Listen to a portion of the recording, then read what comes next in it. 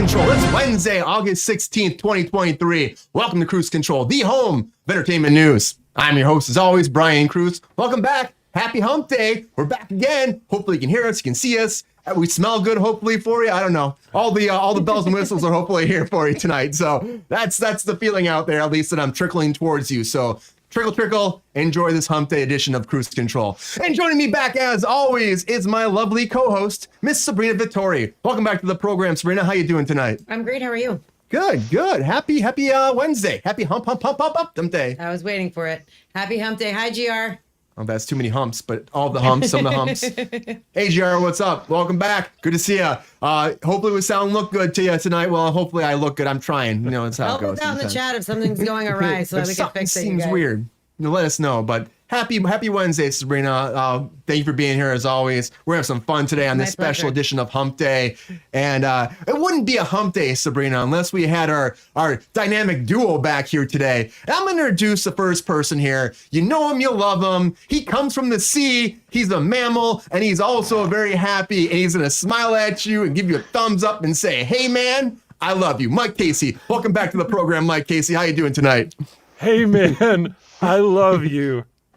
Everybody, go down to the bottom of your screen. Make sure that you've got smell-o-vision enabled.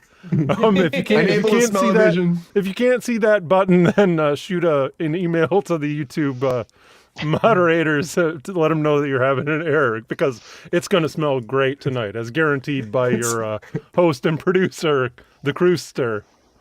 I told you we figured out the smell-o-vision. I thought, that was the idea, though. I was told by the organizations of the world that smell-o-vision is here to stay. So I know you smell great tonight, Brian. Thank you. It's just a little bit of musk. That's all it is. A little bit of musk tonight. I'm sensing a callback later. It might be. But, joining us back here tonight again, too, Sabrina and I are so happy to have back, of course, the man we couldn't do this show without on a Wednesday, especially this kind of edition, because we got a lot of Marvel news here tonight. And I hope, and I guarantee that he's real out of this. Of course, our man behind the comic book himself, the legend of all that comes down to Marvel and some DC itself. You know him, you love him too. He's spinning around, Mr. Sean Sutherland. Sean, welcome back to Kruse Control. How you doing tonight? Ooh. Hello, everybody.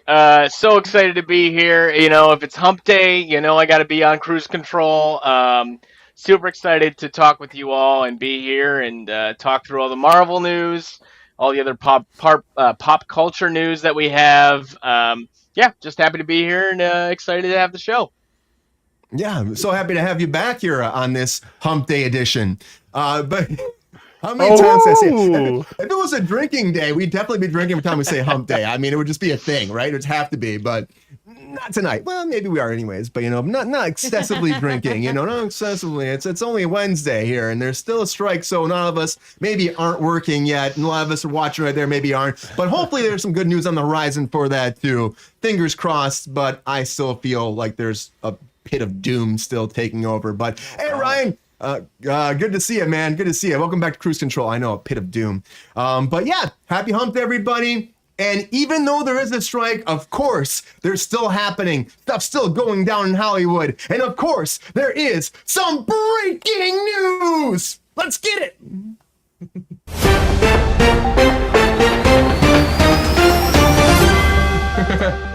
From the doom pit to your couch, your television screen, your VCR, whatever you got playing this on right now, we're here. Happy Hump Day.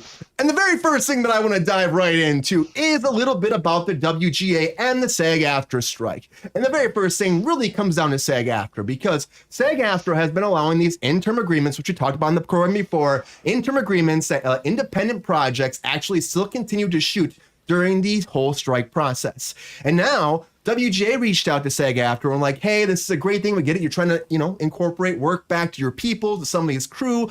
But it's not helping us at all if you're allowing WGA scripted projects to move forward, because eventually they're going to go to AMPTP, and we're worried about our work getting out there and still being taken advantage of by the producers. So, and of course, on this interim agreement, they allowed any kind of project that was at least independent that wasn't associated with AMPTP. So a lot of projects that were under WGA scripts have moved forward. I mean, there's like, that's why you see all these big A-list people attached to them, because there are some big productions still moving forward, but they are independent. And we've talked about in the show that it could eventually lead to them being sold to them anyway. So it's kind of a hairy situation, if you will. So they're changing that right now. They made a whole thing. They're changing it. Take it away. If you're a WGA scripted project, you're not getting an interim agreement. You're not going to move forward. The ones that are going, they haven't addressed, but it sounds like those will still move forward with production as they're shooting already. And that's just what it is right now. They should have had this conversation weeks ago, but they didn't. As soon as we went on strike, we should have this conversation. But it's good we are. And the WGA has been talking to the AMPTP. They had a meeting on Friday. They sent a contract to the WGA. They said their members, hey, we're going to look it over the weekend. We'll talk to them on Monday. They talked to them on Monday and then Tuesday. And now apparently they have mixed feelings about that whole conversation. They haven't gotten anywhere. And there's no word if they're going to sit down and talk more. And it's just, again, we're at a standstill. And that's where we're at right now. And unfortunately, that's what the business is. Now, if you get reached out by a producer, you can audition still if you're an actor, and you can negotiate your terms for your contract, but you can't travel any place, you can't do any kind of rehearsals, and you can't actually work for any projects right now, of course, if it's covered under these terms, unless it's an interim agreement. But that's where we're at right now. So unfortunately, no really big news right here besides less work for people than they had before. And we may have some movement right now, but there's no word at all if there's actually movement. It's just we have mixed feelings, as they said, both sides about this meeting. So that's where we're at. Big update, kind of. I'm still kind of like, I don't think a deal's coming anytime soon. Sabrina, what do you think? Like, all this stuff's going on too. Do you think a deal's coming? Do you think that this whole thing is good? Or do you think, like, this is what I think too. It's like the fact that the WGA said, like, hey, stop this shit. We're probably not close yet, right? Yeah, no, I don't. I mean, every time we talk about it, I say the same thing. I don't think that they're remotely close to anything. And this is just like, they haven't even gone back to the table with SAG. Like, this is just the WGA side of things. And once they finally get to a resolution with them, they're going to have to go to SAG and get a resolution with them. The other option is that they jump now instead of talking to WGA and they choose to talk to SAG and somehow strike a deal with them and then go back to W. But regardless, there are two unions striking. There aren't talks happening every day. This is not going to go away quickly. Yeah, I agree. It's this is just where we're at right now. It's like you're in the Wild West and you're both holding your freaking gun, you're ready to draw, and no one wants to draw yet, and someone's gonna get shot, and it's probably gonna be the actors because they always get shot and killed, But that's just what it is. Ask Alec Baldwin. Mike, what do you think about this situation? Do you think that was this the DP that got shot? Russ. Actually, so. Wow. Still talking about Russ. He might be getting charged again friend too. Of the show, by the way. Yeah. Friend of the show. But good for him. That's friend of the show. Yeah. Oh, great. Yeah, sure. Yeah. Mike, With my acting teacher. Yeah, he was Sabrina's acting teacher, so that's why he's a friend of the show. But Sorry. he might be getting was charged super again, nice unfortunately to for him. Alec Baldwin. He didn't shoot me.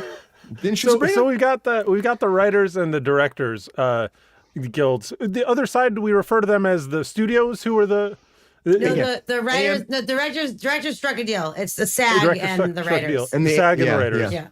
Yeah. And then they're going against the AMPTP. AMPTP, yeah. So we heard early on that they were going to dig into the war chest and have a war of attrition, push the starving writers to have until their leases are up. Like, they've got the war chest and to they do start it. losing their houses. They got all the money. We've had this discussion a handful of times, and not so many times have we had substantive. Has it seemed like the AMPTP really wants to give any room at all, and they've got the money and the resources to like kind of play that war of attrition. So the cojones.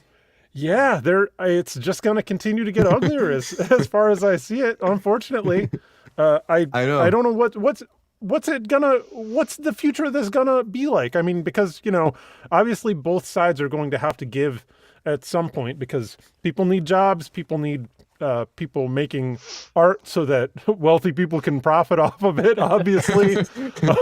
Right. Yeah. So I guess I'm really just curious as to how this plays out. It's really unfortunate the way the AMPTP has dug in their heels like hard. Big time. They don't want to give it all, and the fact that that's why SAG-AFTRA's this interim agreement, because they're like, hey, some people are already saying that they'll agree to these terms. Independent people are saying they have barely any money compared to you, and they're saying we'll pay these wages. Why won't you do it? It's a way of being like, fuck you guys, but you can't just make all your money off that. You can't. They know that the current deal. The reason they have their, I think, and the reason they have their heels dug in so hard is because right now they know that they have an exploitative deal on streaming rights. And so, they're 100%. Absolutely. Yeah. So why would they want, there's no incentive for them. So it's unfortunate, but the writers and the actors are going to have to, I don't know, just stay in the fort for a while, hopefully not have to cannibalize each other. Yeah. I think that's the plan. That's what I'm worried about. Yeah. That's what I'm worried about. Do you see some light here? Do you see some light at the end of the tunnel at all, or no? At this point, I don't. I mean, honestly, I'm very worried at this point that one side is going to start being played off the other. If the AMPTA starts, showing preference toward the WGA or the SAG, it's just going to, start this kind of inner conflict between the other two parties, and I hate to see it. But again, it's very much a war of attrition. It's very much, they have the power at this point, and outrage can only get you so far, unless you're France, I guess. So they just burn shit down all the time. Exactly. If this was more par for the course for America, maybe we would see more quickly things resolved. If they start burning shit down in Southern California, it's going to be real problematic. Big problem. No, I mean, it'll burn down fast. No, that shit's going to stay in Maui, and that'll be it. Yeah. Yeah. Oh, Sorry. Jesus, you guys Sorry. are so dark tonight. Pretty early. Fuck. pretty early. But speaking of fired at 6. We haven't even been on the air for 15 minutes, you 12 guys. minutes, everybody. Jesus. But speaking of burning things down, I would say the new Indiana Jones movie kind of burnt down the whole franchise, because now it's done. And they're not going to do it anymore. It didn't do well. It didn't make its money back. And, it's what it is. And so now it's going to streaming. Okay, we got a thing. I'm hearing from SAG and WGA friends. There's nothing will be shot, at least for the rest of the year. I've heard that too. Yeah. I think that's going to happen too. I think the year's done. I think it is. And even Dazzle, I read an article. I'm sorry, I'm not trying to take away from Indiana Jones, the terrific piece of cinema that fucking was. I enjoyed it. I enjoyed it too, Sean. Stop it. Thank you. Thank you, So, Brian. I heard that Zaslav made it. I don't know if he made a statement officially, but he said that he doesn't expect there to be any movement and resolution until I believe it was October. It may have been September. So if he's saying that out loud, I don't really see what hope that there is for a resolve anytime sooner. Yeah, that's a problem. That's a big problem. Also, on the record, don't really care for that man. Yeah. Just like there's not much hope for any more Indiana Jones movies, because Indiana Jones is done after this. Dial of Destiny came out, and I liked it. I liked the movie. I thought it was a fun ride. I thought Mangold did a great job directing it. Honestly, it's coming out to digital now, so if you're a fan of this, or if you didn't see it, like a lot of people didn't see it, you can see it digitally on Prime Video, Apple TV Plus, of course, Vudu, all those different digital platforms, starting Tuesday, August 29th, and get your hands on Indiana Jones and the Dial of Destiny. And they're going to have some special features on this too. 5 different chapters on this whole digital release. That's going to get into the making of Indiana Jones, and they're breaking it down. Like the first chapter is called The Prologue, where it's about Indiana Jones, Harrison Ford coming back, putting the hat back on, getting back in the saddle again. The second chapter is about New York, and they actually showcase the whole 1969 Manhattan Moon Parade that they had in the movie, which I thought was actually pretty epic. Again, Harrison Ford on a horse, kicking ass on a fucking horse. That was a super fun scene. It was a great sequence. That was a great scene, yeah. Right, chapter 3 is going to be about Morocco with the whole cart race, and then the whole bar scene. Also a fun scene. That a fun thing, not flying monkeys fun. This kind of real fun, like the last one, like the flying monkeys in Kingdom of the Crystal Skull, and Shia LaBeouf swinging. The flying monkeys. It's one way to describe that. Spoilers. Morocco, the cart gates, right? Oh, yeah, spoilers. The best made Indiana Jones movie, the best profited Indiana Jones movie ever, Kingdom of the Crystal Skull, but. Chapter 3, Morocco. Chapter 4, Sicily. Where you got some Antonio Banderas. Question. Yes. Did they explain how, from looking through a one-eye telescope, that somehow they land in the same exact port that the fucking Indiana Jones did? I don't think so. Oh well, they should. Have you hold on, Sabrina? Have you looked through a one-eyed telescope before and Many tell me times. you don't know? Yeah, but I'm just saying. But didn't you know exactly where to go from there? No, dude, no. That's Indiana Jones, You're on though. open water. Oh, they're not That's going the east. wrong- They must be in this one particular port of Sicily. It's Indiana If you're Jones, the so only it's just like- if you're the only two boats in the water, you just follow. That's it. Yeah, no. That's but all I no, can do. The thing, they were on a speedboat, and the other ones were not on a speedboat. And somehow, yet, when the kid, that is the most absurd thing in the world. I was very upset. That one that Listen. happened, I was Very like, that's upset. it, I'm done. I'm done. Did the- I don't did care the about movie the take portal of shortcuts? traveling in Absolutely. time. I don't care. That I don't care. I'm fine with that. But how dare you end up on that same port? I don't accept it. No, it was just a circle of the same shit happening over and circle. over and over for the entire movie. That's exactly what was going to happen. We knew that they were going to find him because, of course, oh shit, hey, I got this thing and I could see them and Yeah. we'll Yeah. just head that way. Of course, it was going to happen. They're not going east. They must be going to Sicily. Like what? If there's a Nazi, What? he's gonna find Indy. That's just what it is. The Nazis find Indy all the Nazis- time. Nazis are Nazis. prolific wayfinders. That's What does exactly what FM I've heard. mean? What do you mean? What's it GR, mean? what does What? FM mean? What does FM? That Does was- anybody know? Sabrina, it was FM. Fucking money.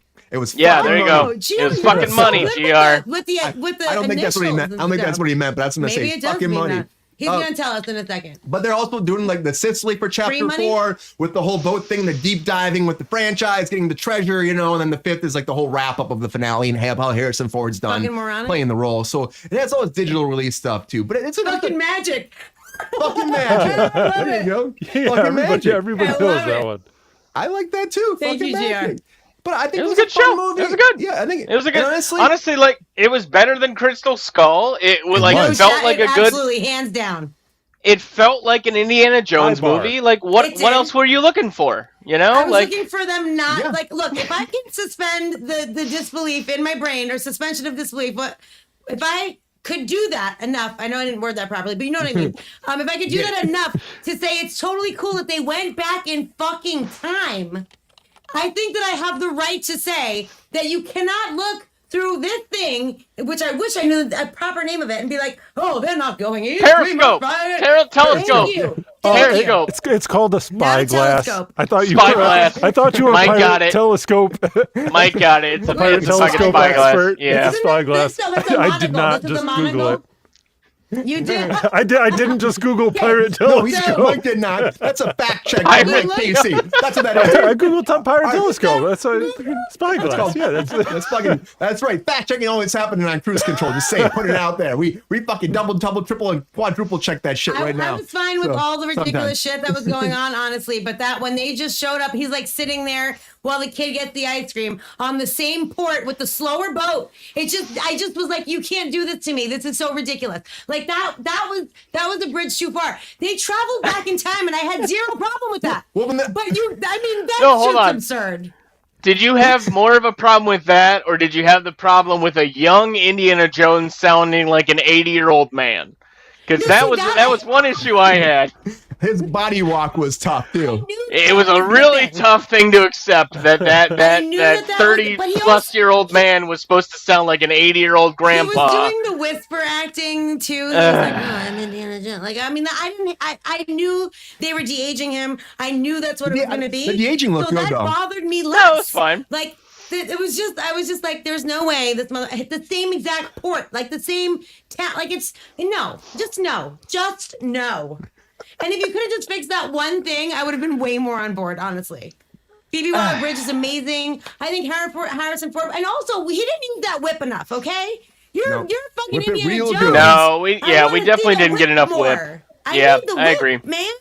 Bring back the whip. Yeah. And the Hashtag ending, whip it. the ending, that bitch should have went up there and got that hat. I'm saying. That was one of the things they shot. They shot multiple endings. One of them was her grabbing the hat. They Should've cut grabbed that. One was him staying in the past which would have worked in a way too, like him staying back there. But I guess it would have changed What that the means timeline and either, all yeah. that.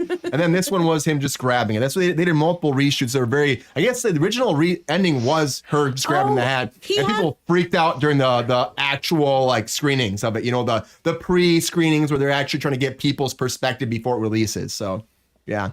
But yeah, GR, you know how I roll, and also GR apparently has a spyglass, and he can Fuck yeah, let he me has a borrow spyglass. it. He can borrow. I can borrow it Perfect. to see how it works. Get it for next episode, next week. yeah. Put it We to need the the test. spyglass. Like, honestly, I'm you going can, to we Port can San find out. Pedro, and I'm following a sailboat. Someone that probably doesn't use spyglasses anymore, though, is probably Rey in Star Wars. I think we're beyond it at that point. But I want to talk about some Star Wars news. Because right now, it's come out that, they finally got the official announcement for what the new Rey franchise is going to be. Well, at least the first movie. So the first movie is going to be called Star Wars New Jedi Order. Pretty, nail on the hammer, but whatever you want to call it. Hate Hammer it. on nail. John does not like it. Well, I am loving this. I am we got a loving bigger it. synopsis for this too. Set roughly 15 years after Rey's victory over Palpatine and the end of Star Wars Rise of Skywalker, the sequel delves into Rey's courageous endeavor to restore the Jedi Order, where she assumes the role of a mentor of two promising young students, a girl and a boy, and their training progresses, and it becomes evident that the girl possesses extraordinary abilities destined to emerge as the future leader of the Jedi. Coming out May 22nd, 2026. They're going to start shooting in April of 2024. So this is one of those things that it shouldn't be affected by the writer's strike. It's still far out. But there's more that came from the synopsis. Of course, now she's training two new people, but there will be more people. But, you got a boy and a girl. And the New Jedi Order. I mean, I gotta go with Sean for a second before we move on here. Because Sean, you don't like the New Jedi Order? You don't like that? I just am jaded with the whole, New World Order, blank order, world order, whatever. Like it just is Wrestling. over. Exactly, it's overused. New World Order. It's exactly. You already understand what it means. It just feels like a cop out, a throwaway line. Before Return of the Jedi, before A New Hope, none of that shit meant anything until that word was stuck to Star Wars. So to do Rise of the New Order, okay, I get it. I understand what that's gonna be, or New Jedi Order, whatever. It just feels like it's just a useless kind of tagline. There's no content. There's no content in that title at all. Exactly. I don't know. I feel like we could have done something. Ambiguity. Yeah, but we don't need ambiguity at this point. We already know what a Star Wars movie is supposed to be. We already know who Rey is. Her last name is Rey Star Wars. Rey. Let it be. Wait, Star Wars? I thought she was Palpatine. No, her last name is Rey Star Wars. I will die on this hill. Get with the program, Sabrina. Yeah, Wait, come on. She's not a Palpatine? Well, I she thought is a was Palpatine. No. And she takes No, she's not. Skywalker. She's a Star Wars. But- Her name is Rey Star Wars. Too It's convincing. So. Skywalker. She Thank changed you. it to Skywalker. I mean, I feel like some of our fans are going to believe you, Sean. I think they will. I think you've got That's some fine. followers now that are That's gonna start fine. calling Come- it. He's a Come with telescope me. expert. He Palpatine tells Wars. the Come with was me. truth. bad, but she chose Skywalker. to be good. Hated it. What was that sketch on Living Color? In Men Living on Color, Film? that was a Wayans brother. Yeah, Hated not it. problematic. Since Not a the problematic formation. character at all. No, in not at all. 2023. Not at all. No. Not one bit. But it'll be like Rey, Star Wars, Palpatine, Skywalker. A lot of hyphenations in there. So, I mean, it's a No, big but name. we already know what it's going to be about. We already know. We already kind of can understand what it's going to be because of the use of those two words.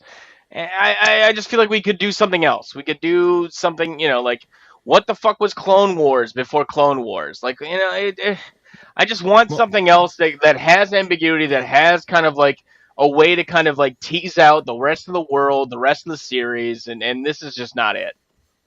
But Make Sean, Sean maybe- give a shit. George, maybe- I know you're not involved George- anymore, well, but George- if you get George him on is the not phone, there. get Disney on the phone. Say, Call that make fucking Sean. mouse. Sean doesn't give a shit.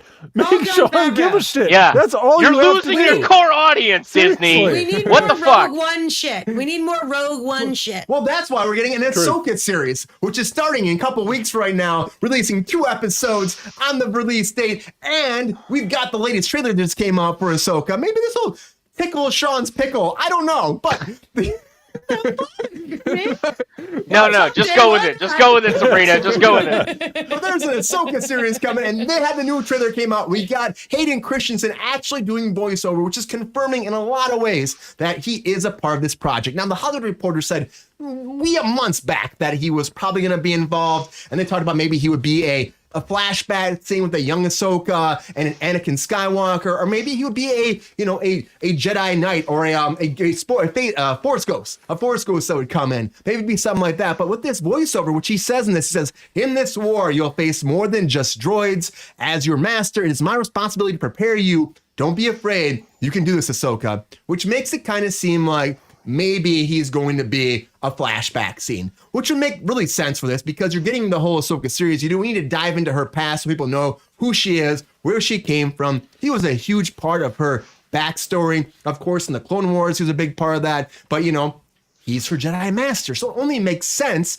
if she's being trained by him for him to be in this. And of course, Hayden Christensen's been sitting on his couch for years asking for this fucking opportunity to come back. So why the fuck not would he do this, I mean, after Jumper, I thought his career was fucking done. I thought he jumped off a cliff, but he came back around. That was good. I didn't mind that movie. Looking back at his performance, Sean, I thought that it was all right as Anakin. I hated it. Like when Mike and I first saw Clone Wars, the first one, what was the very first one? Episode 1, we saw it in theaters. We were so excited as kids in the 8th grade. Yeah. Phantom Menace. And, we were let down a little bit. We were kids. We were also not as jaded as we are now. Yippee! But that was Yahoo! New Star Wars just for me. Star Wars. Oh, I got my first pube. We were so excited. But I remember that happened while you were in the theater, Brian. Yeah, it was a different world back then. It just was, But let's go into this. Like, what do we think about this? Is this solidified though? Are we done? Are we solidified that Hayden Christensen's in here? Then what do you think, Mike? Do you think that Hayden Christensen in this? You got the voiceover. He's got to be a part of this, right? There's no ands, ifs, or buts about it. Yeah, he was in Obi-Wan. Like everybody wants him to be part of it. Any ill will that the us people in the cheap seats had at any point, it's all whatever. We're done. Like, we just want to see more of the face that we're familiar with. Like bring it on. Other faces, Rosario Dawson. She looks exactly like Asuka. Like, oh my god, absolutely, it's amazing. So and the other thing is that she's. This is a role like I haven't seen her in before. Like, and obviously it's a big opportunity. Like, she's gonna knock this out of the park. I'm really ready to see that. Hayden Christensen, like. Dude, he's good in Obi-Wan. I've said he was before, great in like, Obi-Wan. He's a Canadian. Like never should have cast a Canadian what's as that Darth supposed to mean, Vader. Never should have cast a Canadian as Darth Vader. They just don't have it in them. Like you need the seed of evil, which I can find a seed of evil anywhere down the block. But if I live in Canada, it's not happening. Well, I mean, Jim Carrey does a pretty great Dr. Robotnik, and he's Canadian, right? So, I mean, hey, not the same. He's not evil, but not at all close. Sean, what do you think? We're done, right? You're right. You agree with Mike? He's in this shit. Like, you saw him in Obi-Wan already. So this is just like a confirmation without actually showing him in the trailer, right? Absolutely. Yeah, I feel like this is still a continuation of, the Hayden Christensen redemption tour. Allow him to kind of, be tethered to something with better writing, better character development, and allow him to really kind of make the role his own. This is something that, we were already prejudiced against when the prequels kind of came out and kind of explained his backstory. He just wasn't giving really enough time and enough kind of character development to really make it his own. And I feel for the guy, he still shows up to every con where there's a Star Wars anything. And he's just a really good fan and like a good representation of like a humble celebrity. And, I'm all for it. I'm excited to see him in this in whatever flavor or whatever kind of take we're able to get him in. I think he's really tried to, humble himself to the feedback he got from fandom, whether deserved or undeserved, and make it his own. And he's doing a fantastic job so far. And I think Ahsoka is going to show him really kind of, continue to take charge. So, yeah.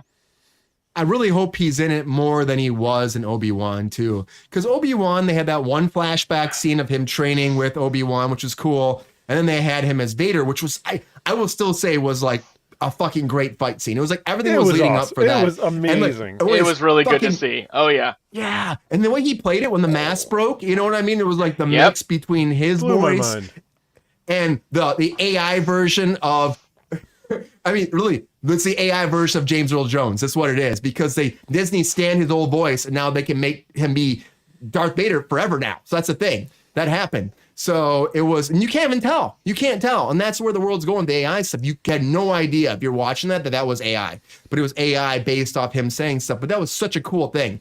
It was really great. And for me, I'm about Hayden Christensen doing this more. He should keep going. Honestly, he's fucking killed it as his part. Redemption! Redemption's fucking, and it's all about, Star Wars is always about redemption, right? So I mean, redemption, thy name is Hayden. Yes. Yeah, fucking redemption, you know? Right? Just fucking like redemption. Darth Vader, yeah. Exactly. Exactly. That's why maybe he was meant to play this role his whole life. When he was that kid, and then we thought, like, when he was younger, we were like, jaded on him. But you know what? This was meant for his future. That's what this was, and for our future. And just like, is Chris Pratt meant to be a Micronaut? I don't know. But the Micronauts are coming, everybody. And you might be asking yourself, what the fuck is a Micronaut? You know, you might be saying that right now. Run for the hills, folks. Hide your wife, hide your kids, as we say in this program. Hide everything coming after you because the Micronauts are coming. And Chris Pratt's leading the fucking charge. So if you're asking yourself what the fuck is a Micronaut, let's dive into the Micronauts first. That's literally what was going through my mind at that moment.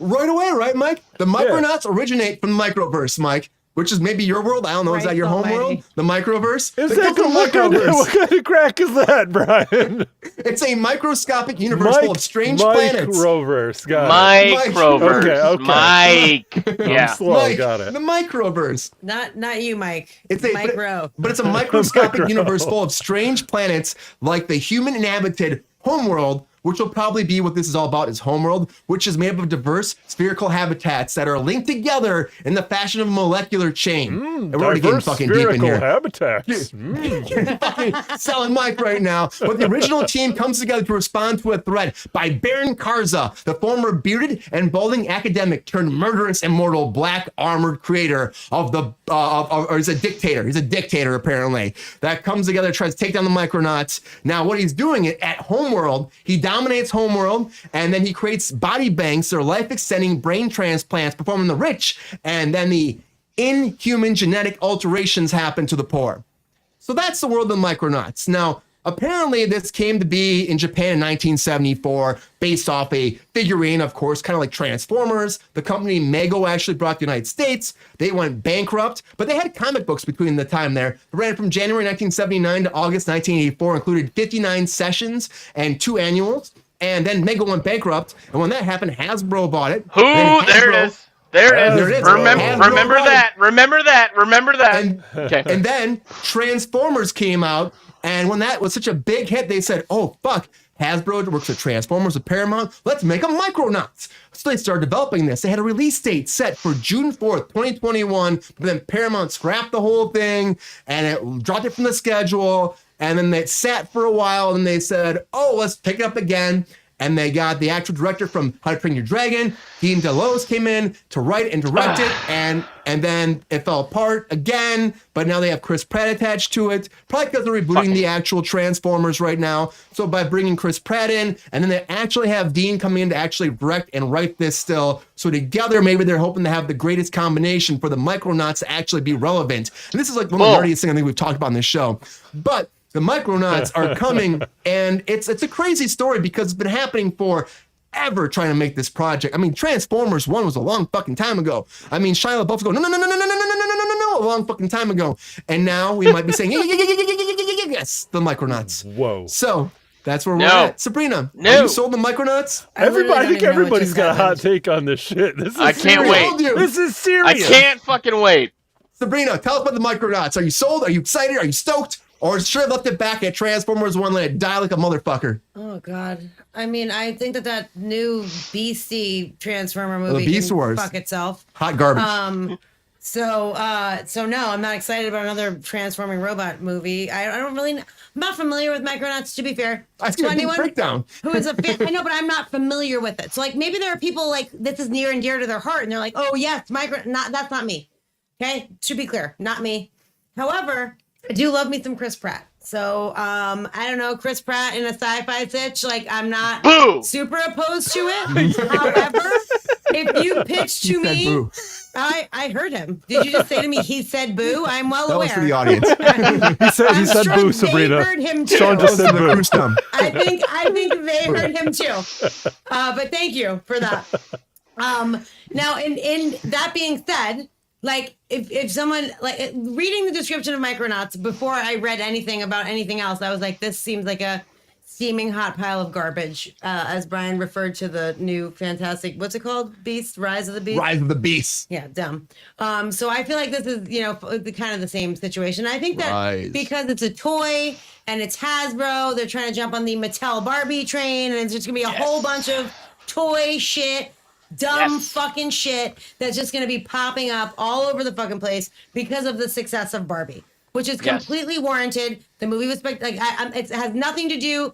I don't mean the toy thing is warranted, Sean. I just mean the success of Barbie. Like Barbie's a great movie, so the Barbie is warranted. But the fact that it has unfortunately not inexplicably, but unbeknownst to itself, spawned a bunch of bullshit that's going to be based on toy IPs is not my favorite, and I don't really want to be a part of it. Rock'em Sock'em Robots. No, thank you. Hot Wheels. We've been talking about this. Hard no. There's shows coming. It's like enough. No.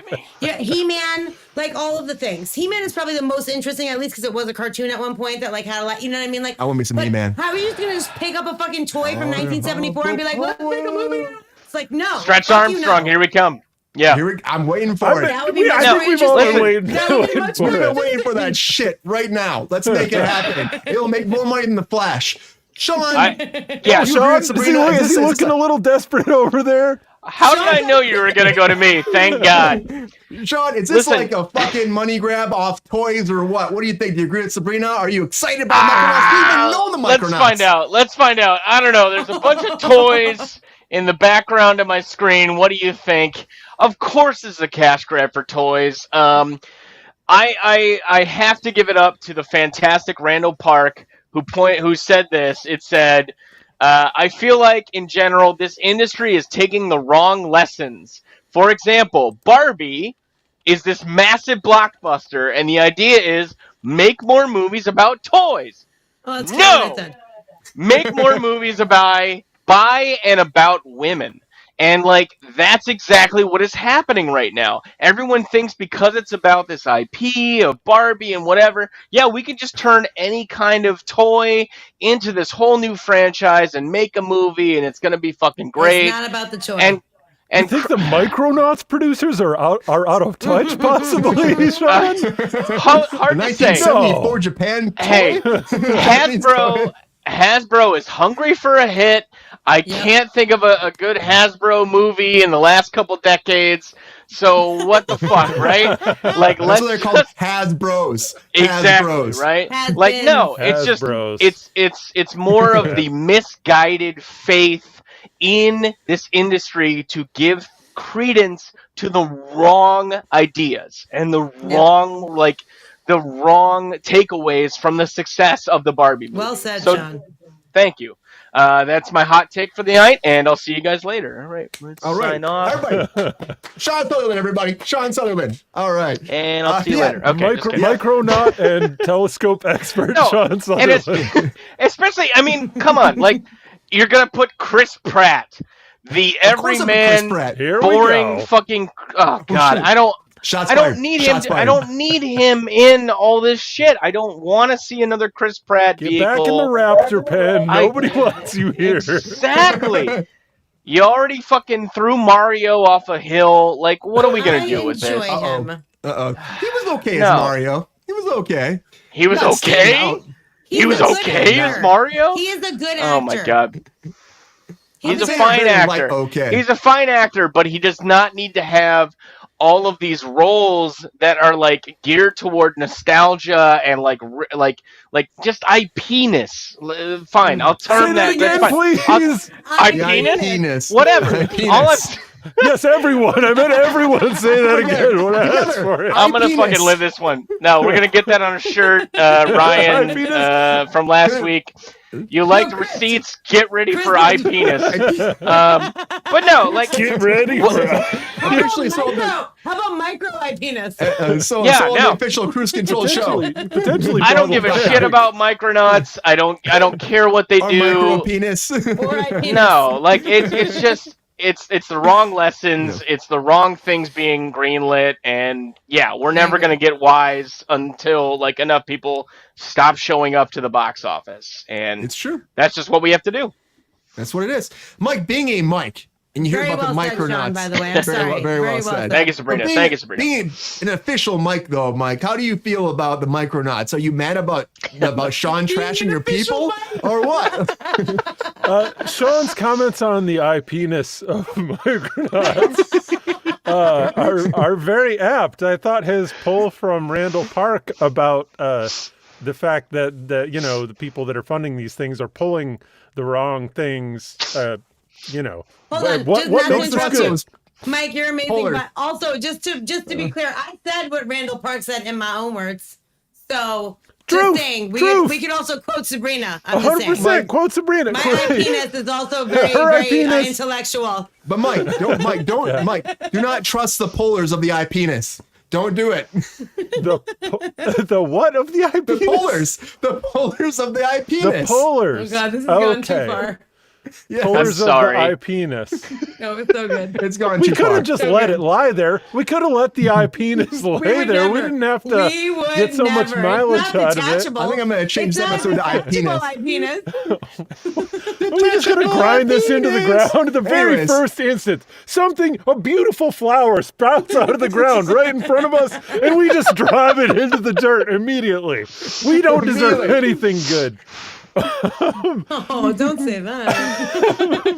The Micronauts, yes, exactly. Both of you had the exact spot-on opinion, which is that we are dead center. All four of us are dead center in the demo that this shit should appeal to. Yep. Who the fuck are the Micronauts? We don't know. Somebody knows. Maybe there's an Asian. Maybe there's an. I did just describe the IP-ness of the Micronauts, but that's a different story right there. Keep pushing that pedal down, Brian. I'll push it down.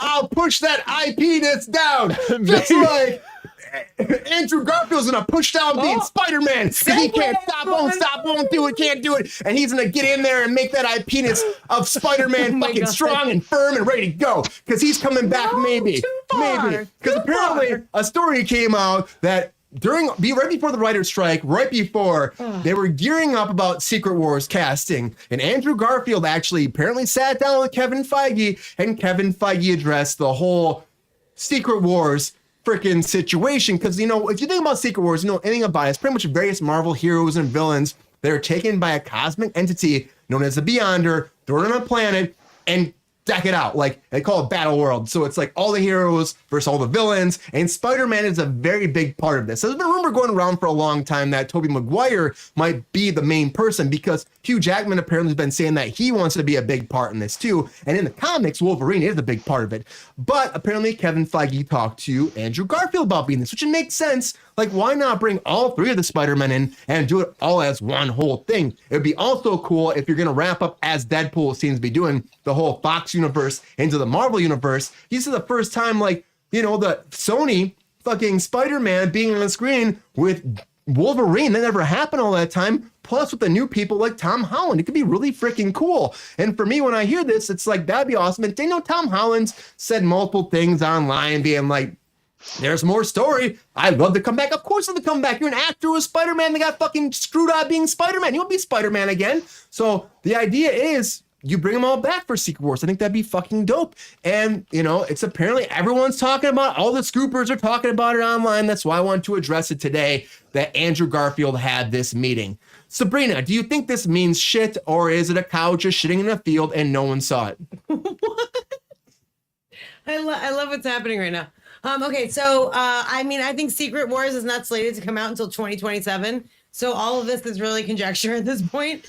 And it's like, I mean, I don't know. I very unpopular opinion. Andrew Garfield is my favorite Spider-Man. I'm really sad that they took that third movie from him, but seeing the third movie of Tobey Maguire's Spider-Man, I understand, I guess, why they didn't want this going on. You know what I mean? It was kind of a lot, like a hard no.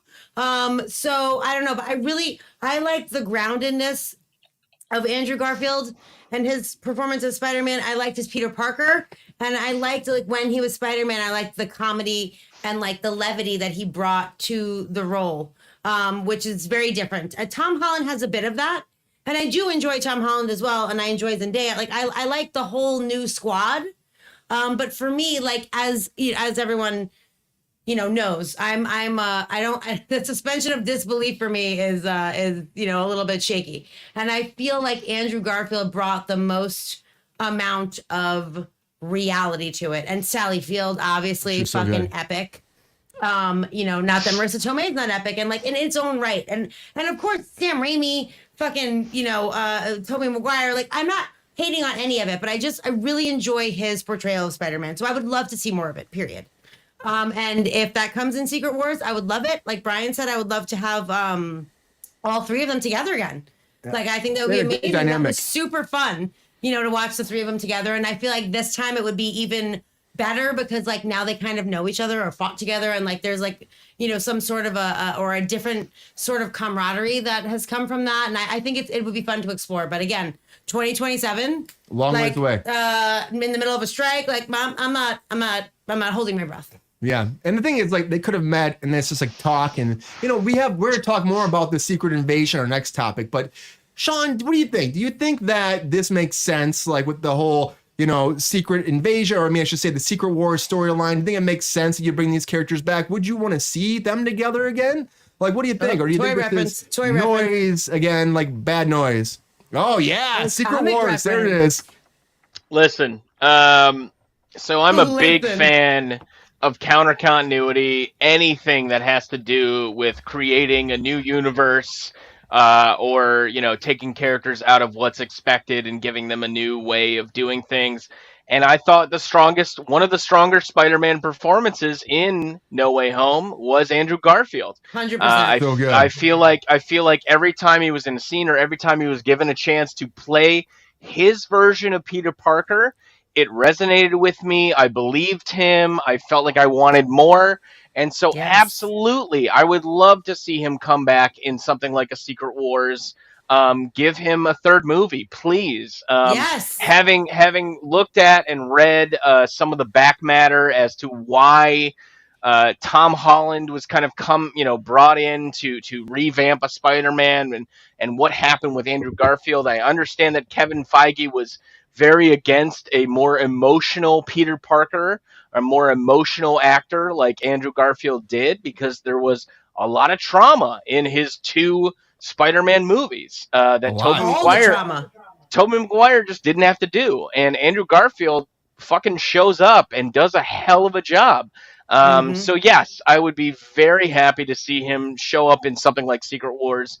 To Sabrina's point, this is a million years away. I don't know what the fuck this photo is. I'm not going to speak to it. But I'm not doing it. All I'm saying is, no, I'm good. All I'm saying is, yes, more Andrew Garfield Spider-Man. I'd be happy to see it. If it's not a standalone movie and it's just in Secret Wars, that's fine by me. But Secret Wars is all about bringing different versions of characters together and making them kind of exist or coexist in a way that, serves a larger plot. So I could totally see how Andrew Garfield could show up and do a great job again like he did in the last Spider-Man. Yeah, his performance was so great. The moment talking about Gwen Stacy and what her death meant to him, it made me want to go into that universe more. I shed oh my God, tears in the theater. Oh my God. Yeah. I stopped pulling my punches. Right? Mm-hmm. Like the delivery of that line, the pain behind that line was just like, I could feel it. And exactly, fantastic actor.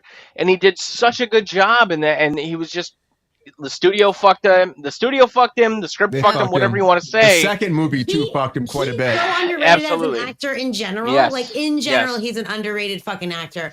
He is spectacular always. I've never seen him turn in a bad performance, to be perfectly honest with you, which is very hard to say about any actor. You know, and It's funny because my wife and I are watching Doctor Who, and he was in an episode of Doctor Who. Oh, He did really? fucking great. He did Of course he fantastic. did. Of course Yeah. he So did. good. David Tennant's Doctor Who. He did great. I started standing in for him on The Amazing Spider-Man 1. I did all the initial the pre-shoots and all that. I see it. Oh, I didn't And, know that. and Damn, that's awesome. Yeah. And then, like, when they came to principal photography, like, they did all the initials. They did the wardrobe tests with me, all that. I saw that they were using the old Spider-Man costume, like the Tobey Maguire one. I'm like, can I wear it? Can I wear it? Can I You're wear like, it? do I get to wrestle Randy Savage? Oh That's my all I God. wanna know. They almost put me in it, but they didn't. I Randy was Savage so was bummed. dead.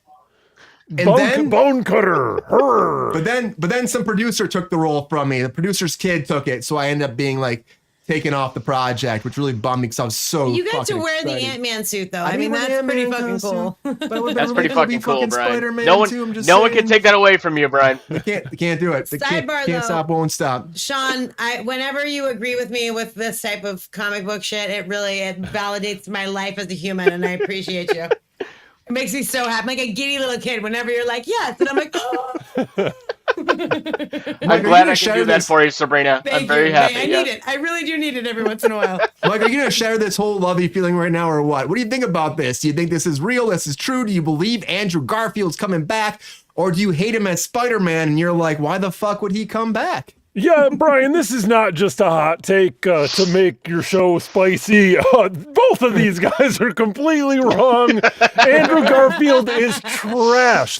For No Way Home, they should have brought back the other two. They should have canceled his American passport. He should not be allowed back in the Wait, he's not country. American? He's got just a Canadian. Lord. Is he not a Canadian? He's an honorary Canadian, or maybe he's just got that Everybody's Canadian Anakin to hair. Yeah, Brian Reynolds is Canadian, in case anyone He's knows. British. He's British. He's British, same, yeah. same thing. Oh, Same yeah, thing, he is Sean. British. Yeah. Oh, my. Okay. So after my wife and I saw No Way Home in the theater, like immediately, like next day, we were like, maybe we should rewatch the Andrew Garfield Spider-Man movies. Yeah. We were not. Neither of us were feeling them the first time around, and I understand why we didn't, because those are not perfect movies. They have a lot of kind of narrative issues, a lot of pacing issues, like and I don't know. They're trying to be the Sam Raimi movies in a way that they do not actually, that doesn't connect. But if you look at what Andrew Garfield is doing, like he's pulling a lot of weight. Killing He's it. doing some heavy lifting. And Like, Emma so Stone. I wasn't able to appreciate it at the time, but just seeing and all three of them, honestly, like no way Home was incredible for So all three of good. them, but particularly Andrew. for that guy. I agree. And Andrew had the moments. He really killed did. it. Like Toby had a little bit of a moment, but No, like dude, the funniest thing what happened when he was like, where the fuck are, like when he showed up, like that was like the only moment. Like I'm not, no offense to Tobey Maguire, great actor. Like, and in the original Spider-Man, it's great. Like that upside down kiss is something that will never be forgotten by anyone. Like that will live forever and ever and ever and ever. However, like I feel like it's not even a fucking question between him and Andrew Garfield. Like honestly. But Andrew was also more of like the nerd scientist character that Spider-Man's supposed to be. Like he was actually doing the tech stuff Yes, and but- getting into it. And Toby wasn't that at all, really. Like Toby, he But had I the mean, in glasses. No Way Home, revisiting it, Toby was definitely the weakest link of the three. you know, the Avengers right now are hurting for an adorable, charming nerd scientist because we just lost RDJ. That's Like, true. yeah, That's now true. it's now meaning 2039 when this movie is actually going to come out. 2039. We're ready On for my it. 60th birthday. But Mike, but Mike, do you know who's taking the spot of Robert Downey Jr. though right now? Some Who's fucking taking the Canadian, spot? I'm sure. Well, no, Doctor Strange is Benedict Cumberbatch because Benedict Cumberbatch Yeah, is coming British, back. Canadian. That's what I said. That's He's coming back for Doctor Strange 3 though, man. And they're saying they're pushing him further and further into the limelight, kind of taking over that Tony Stark vision moving forward for the rest of this phase. Of course, now with Doctor Strange 3, it says it's going to kind of lead into the Kang Dynasty, where it's Kang versus Doctor Strange. That's the rumor that's been going around. People have been saying about this, that Marvel's pushing him, though. But for Doctor Strange 3, this rumor's been going everywhere. Everyone's talking about it. And the Cosmic Wonder, or the Cosmic Circus, the person that really broke this story, and they've been really fucking accurate about their shit recently. They're saying that... Shockingly, but they're saying that their one's going to be based off of Time Runs Out. This is a comic event that happened where Doctor Strange is, very front and center about these incursions. And Clea, who came at the very end, it's going to pick up right there, and she's going to take him to this whole council. They're called the Black Priests, and they're going to actually try to get his help to fix the incursion that he caused. Now, their whole universe is actually in what they call the nothing space. It's like an in-between place of two incursions, two dead universes caused by an incursion, I should say. And they're apparently going to take him there and try to get him to stop the incursions and fix everything together. That's what the idea is. And they're saying the Marvels will actually might cause an incursion too, which might lead into this, which is coming out in November. So that might make sense for the time frame. But apparently the multiverse is going to be dying because of all of these incursions, and Doctor Strange is going to be pulled in to fix it. But apparently he's also, as we saw in the Multiverse of Madness, he's also, what they say in 818 universe is that he's part of the problem. That's why they killed him, that he would always cause incursions. He would always cause problems. And when Kang comes into it, what they're saying, the Cosmic Circus said about this, is that Kang's perspective actually is going to be is that Kang's the hero trying to stop actual Doctor Strange from making all these incursions and destroying the universe. But Kang's no fucking hero, unless he's Denzel Washington, which he should be. Then he might be my hero. But beyond that, he's no fucking hero. Denzel for Kang. Hashtag Denzel, bitch. Kang for life, if you will. But that's where they're going. The Black Priests look very strange. This whole comic book seems very strange. The time runs out, but it makes sense because it all is the in-between stuff before Secret Wars. And so for me, I guess that kind of makes sense why we would go this route. I want to go to Sean first because I know Sean's probably, as he's read Secret Wars. How did I know? Yeah, go ahead. What do you think? Does this make sense to take this route for Doctor Strange 3? Do these rumors make sense to you, or does it seem like far off base and there's no reality at all in this whole babble back and forth about Doctor Strange 3? No, I think when you look at the current state of the MCU and you compare it to the state of comic books that was leading up to Secret Wars, which, yes, did engage with the Time Runs Out storyline, the only character that was really there that you can really kind of reliably kind of bring to the forefront is Doctor Strange, especially with that Clea teaser at the end and that third eye kind of popping out. Of course, they don't really have another leg to stand on. We don't have a Namor. We don't really have a Black Panther aside from what we saw in Wakanda Forever. That relationship isn't really kind of, mentioned. We don't have a Beast. We don't have a Hyperion. I'm just naming characters that no one else knows, but this is fantastic. Henry Cavill could be Hyperion. That was a rumor for a long time. Yeah, but Beast has been around. He's been Nicholas Hoult. You have to bring Nicholas Hoult in, though. Favorite actor. We know. That's Sean. a lot for him to catch up in the MCU. That's all I'm saying. Time Runs Out. Time Runs Out was a fantastic storyline. It showcased a lot of the devastation possible with incursions that was hinted at. Yes, that was hinted at in Doctor Strange 2. It shows a lot of different varieties of heroes throughout it. There's a really good allegory for Superman in a few of those. Again, it's a great storyline. If they do it justice, I'm excited to hear it. But I think at this point, MCU is just kind of saying, well, who the fuck is left to kind of lead this? And it's only Doctor Strange. Just because of the decimation of the core Avengers that were really part of the lead up to Secret Wars. So not surprised, excited to see a faithful adaptation if we get it, or whatever realm of adaptation we do get with this third movie. Only time will tell. Yeah, that's the thing. You're right, Sean. Doctor Strange is the last man standing right now. He really is. You got you got Spider-Man, but you got really Doctor Strange has been kind of the glue and everything lately. Like, again, he popped up in Spider-Man. It seems like they're pushing forward and pushing forward. Benedict Cumberbatch seems very willing to commit his time to this role, and he's great as Doctor Strange. So they're probably looking at this universe, like, what can we do with Doctor Strange to lead the way? Do you think like a Kang battle is going to happen, though? Is that imminent? You think that's going to be something that's going to definitely go down, him and Kang? Is that in the comics at all? It's not part of the time runs out storyline whatsoever. So I am excited to kind of see how Kang is shoehorned into it for the MCU. I think especially they kind of overplayed their hand with the Kang Dynasty and then Secret Wars, because of course who else is going to be responsible for all this except for Kang? So I'm not surprised. I'll be interested to see it. There is a variant of Kang that is a good guy. So if we get a chance to see that played out in the movies as we do in the comic Denzel books, Washington. by Denzel, a fan of the show, Denzel Washington. So I would be happy to see it. But for now, again, this is all conjecture until shit actually happens, and it's not going to happen until the fucking strikes end. So, that's just what it is. It's not happening. Yeah, exactly. Sabrina, do you see this happening? What do you think? Do you think this makes sense for Doctor Strange based off of Sean's knowledge of the comics and the rumors we've been hearing?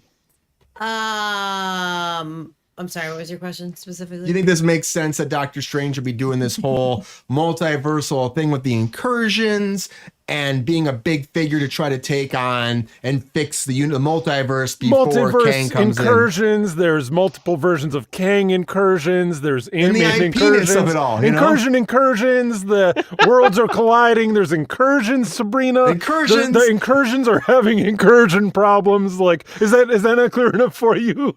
It's that. Thank you. So it's like a DNA strand. Now I'm prepared. Okay.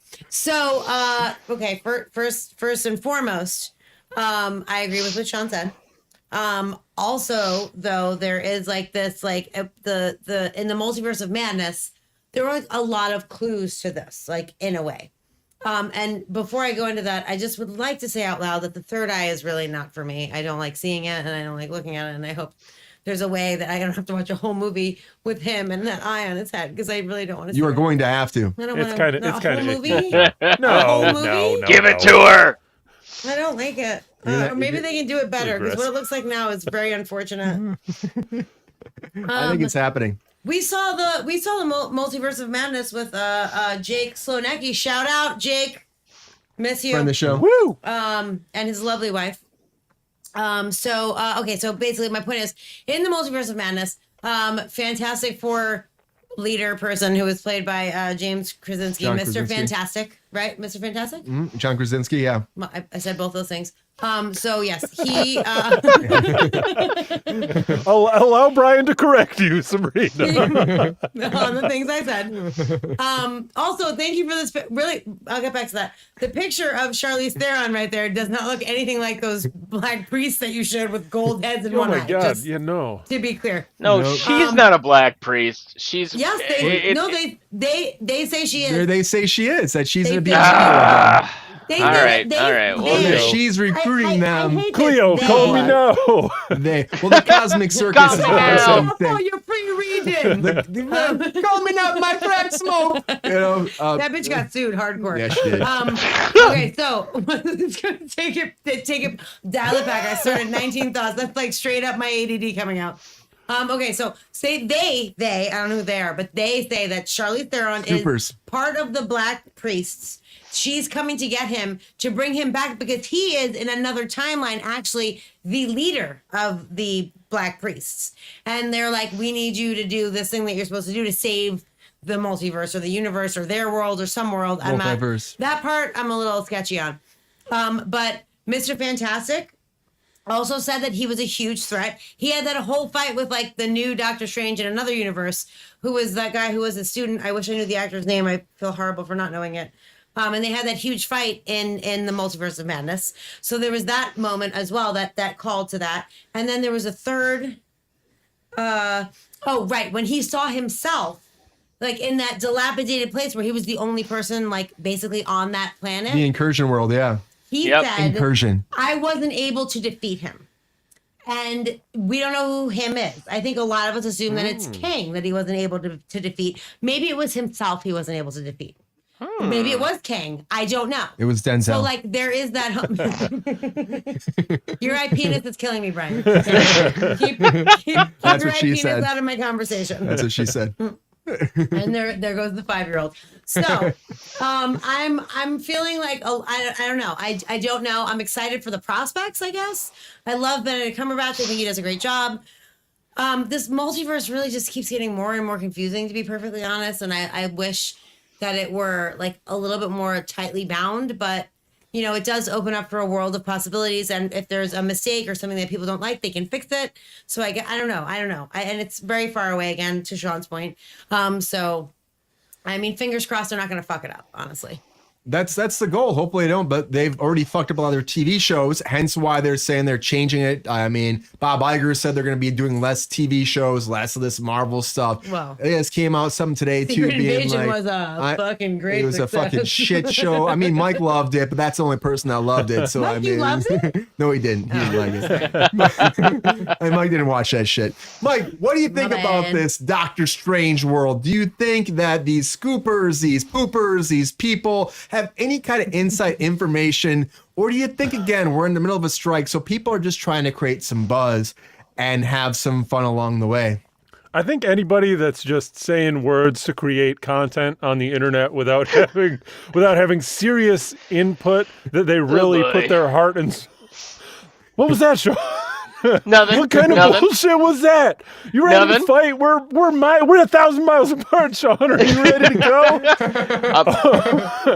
Okay, so that was some irrelevant bullshit. But I did have a point that I wanted to make. I wanted to make concerning what Sabrina said, and I think some of us saw coming. I saw coming 20 years ago. Sean, you may have seen coming 20 years ago, which was, or even earlier than that, actually, starting from the Joss Whedon days and Buffy days of Future Past. As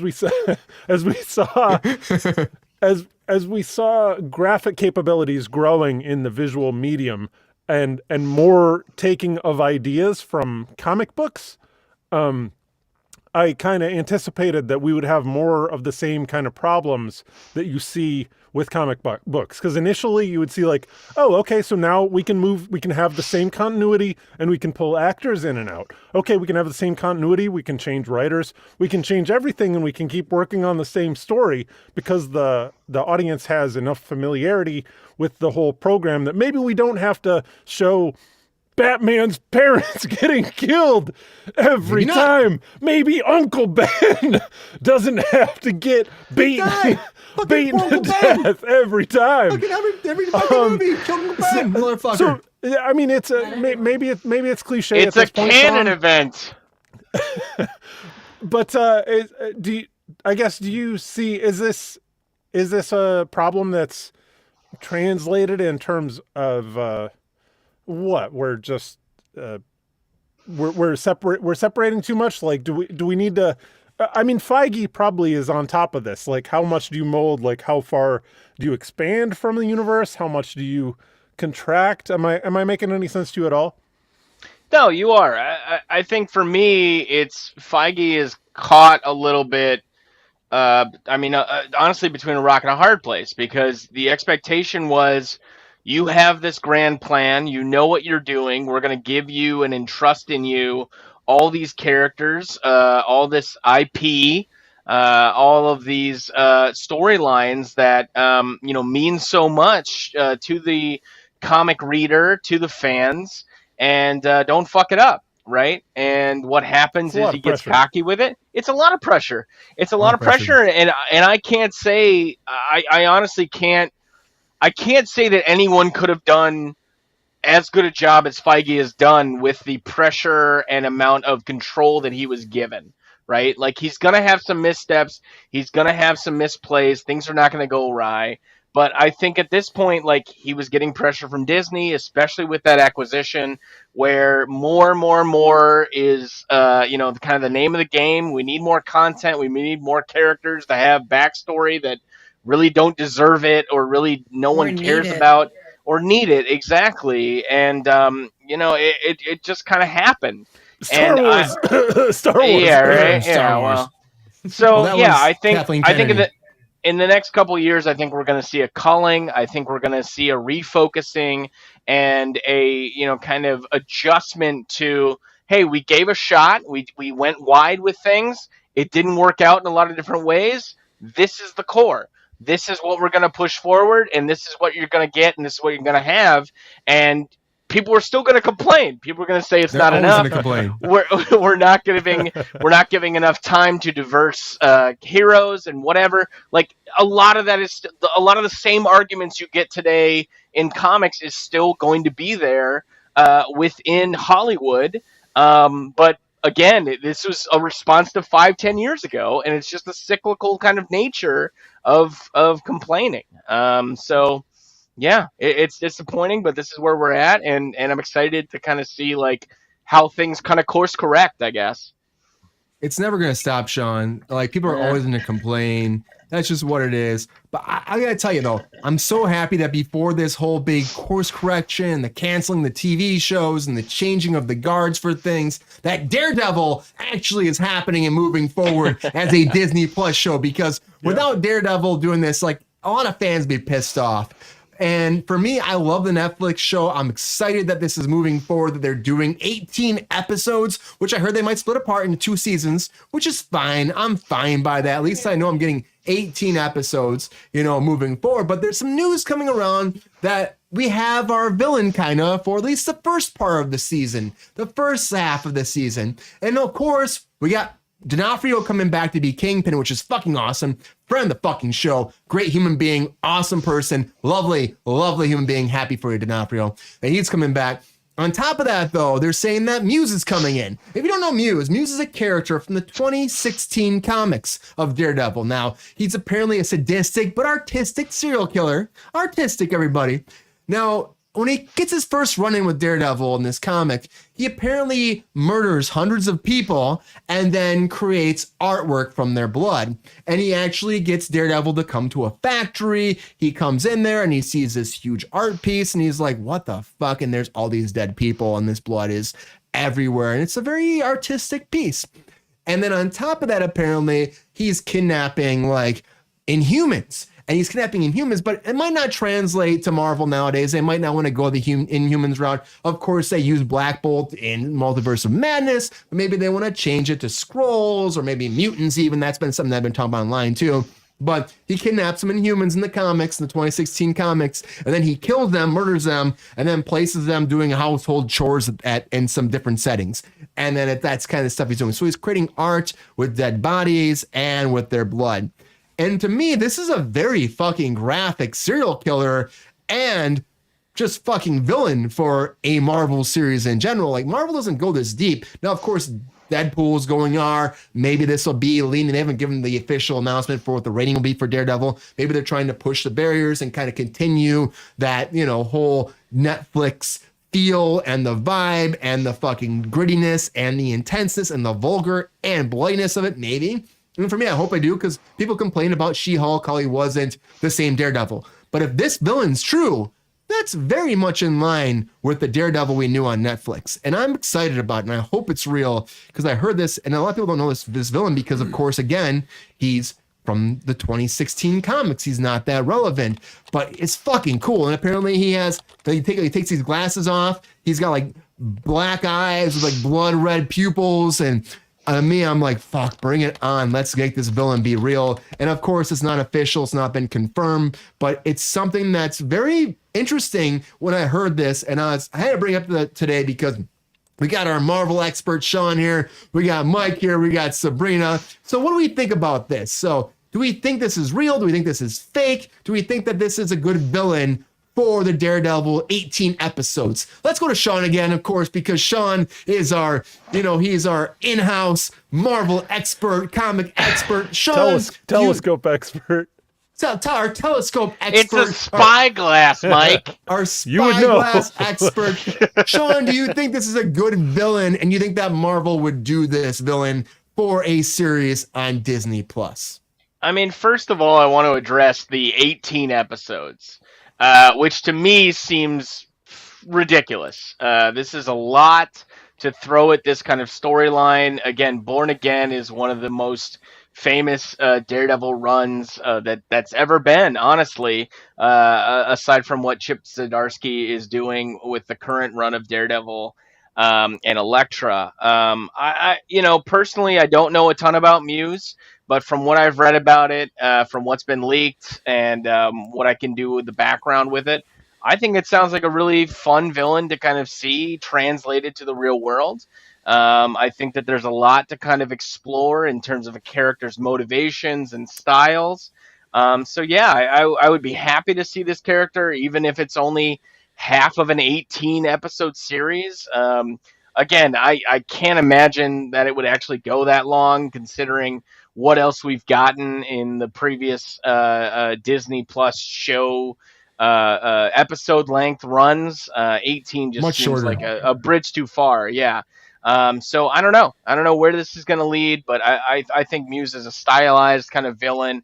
I really was someone that enjoyed all of the seasons of Daredevil on the Netflix series, especially what they did with John Bernthal's Punisher, just the way they kind of explored that and explored the motivations toward him.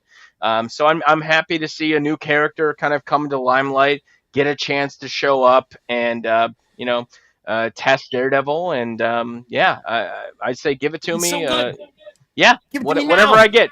18 episodes, 12 episodes, I'll take it. But Daredevil Born Again is just, again, classic Marvel, and excited to see what they actually do with it. Give us Do you like some that more, yellow costume? Give Do you us like some the more yellow costume, Sean? cinematography, man. Yeah.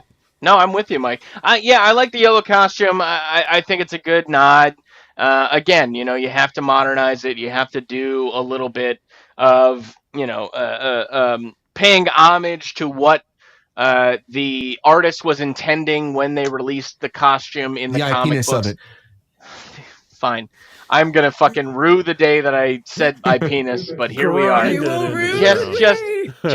ground. Just slam it down and just keep shooting that dead horse. Here we go. But no, I'm happy to see it. Again, Charlie Cox played a fantastic Daredevil, and He's so good. give me more of it. So yeah, here we go. And if Muse is the bad guy, all the better. Yeah, and of course, like the Muse comics too, it leads into how Kingpin's running for the mayor, and he becomes mayor, and that all ties into that too, which again makes sense because that's what they're saying already. His demise. That's what they're saying already. That D'Onofrio's character will be moving towards that too.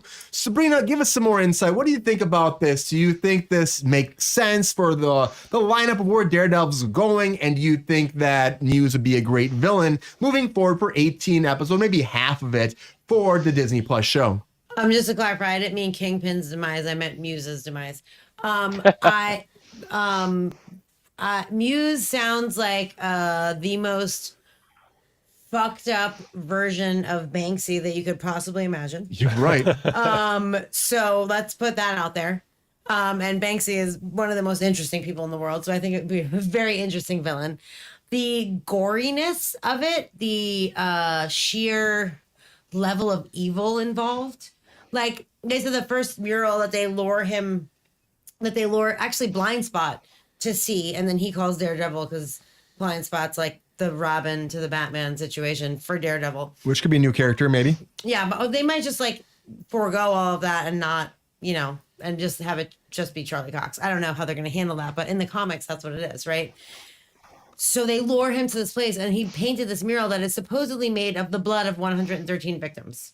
Now, we like the suspension of disbelief a little bit, but for Sabrina, it's like, how you know it's 113 victims? Like Daredevil smelled 113 different types of blood? Like, I don't know. That was a little weird for me. Smell-o-vision. However- Very popular even on Kruse Control tonight. However, that's basically the deal, right? And then they go forward, and like the next thing is like an installment. Brian, did you say this already? I stepped out of the room for a second. No. The next installment, I like said some of it. there's like 6 or 8 like not non-inhumans is what they call them. Oh, yeah, I said the Inhumans. Yeah, Right, and then Inhumans they're is like, the whole. just, one's taking a shit and one's fucking, eating a sandwich and one, and they just like, they're all dead in this room. So like, he's I didn't get that into it. again, very, well, I mean, I looked at the comic pages. That is literally what it is. They're all in one room and one is sitting on a toilet. one's eating a burger, one's like it's like they're doing like they said everyday tasks in all of the breakdowns, but like they're very specific, and I guess there are everyday tasks for some people, but It kind of is. it was just very very specific. But that is what makes me feel like it's like very much a Banksy type of person. Because like he did that weird 30 days in New York where they had the Don't Fear the Reaper thing. It was like a fucking skeleton driving around and a thing playing Don't Fear. Like it's very much like street art, and the best kind of street art. It's just in a very sinister way. So I think it is probably like the most interesting villain that I've seen in any Marvel show ever, if they can execute it properly.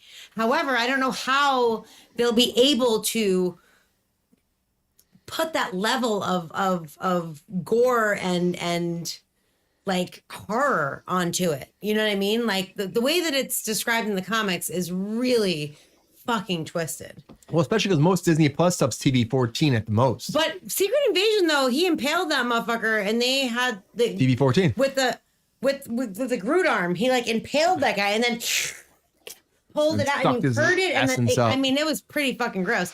So I don't know. You get one F word and you get one impaling for That's right. PG-13 or TV-14. That's the rule. Yeah, one of that's each. the rule. Oh, Yeah, that's okay. That's why we have this strike right now. It's because We want more Fs. they want more Fs, more impalement, more F-bombs. Yeah.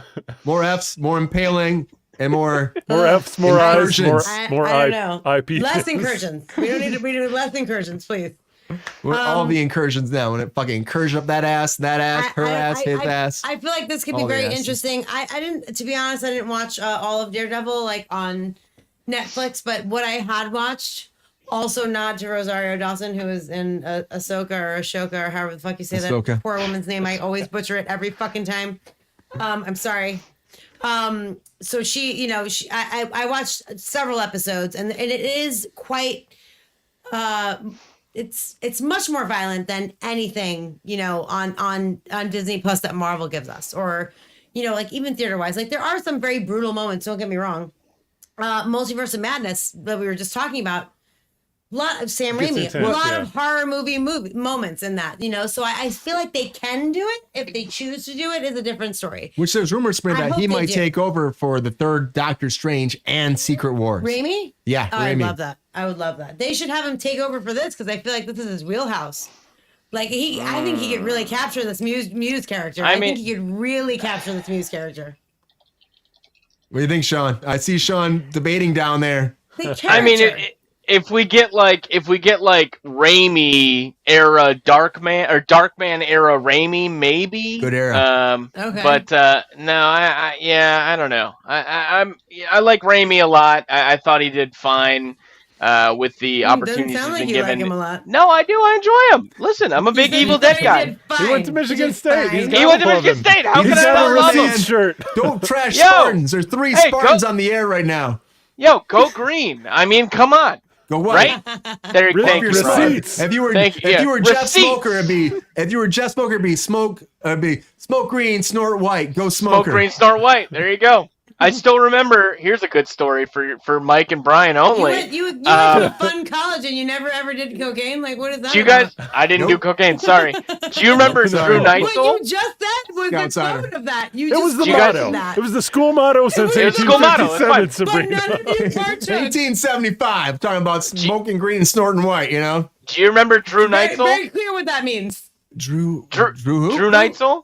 He was a Drew? basketball. He Yeah, was a basketball yeah, guy yeah, during yeah. that time at MSU. Yeah. Ran into him my freshman year, and I said, "Oh my God, Drew Neitzel, oh, you're doing great. Good luck." He goes, "Yeah, that's great. Y'all got any weed?" And that was like, for me, that was just like, whoa, like, whoa. What am I supposed to do with this question? I said no. Produce And the weed. Produce the weed. Yeah, obviously produce the weed. I did not. I wasn't back That's then. a I could $7 not. So, fine, boy. what He you- would have $7 ran into fine. Anyway, that was it. I would have been like, yeah, bro, come back to my dorm room. I got fucking 3 cans, bro. And when we went there, it was literally a $7 fine if you got caught with under an eighth or something like that. A when we $7 fine? Yeah, that's what it I'd was. pay Back that all then, day. who knows now? Or you Mike, could what just do you do a think about Daredevil? Zelda. Just do a Zelda roll out of your second I'll floor Venmo window.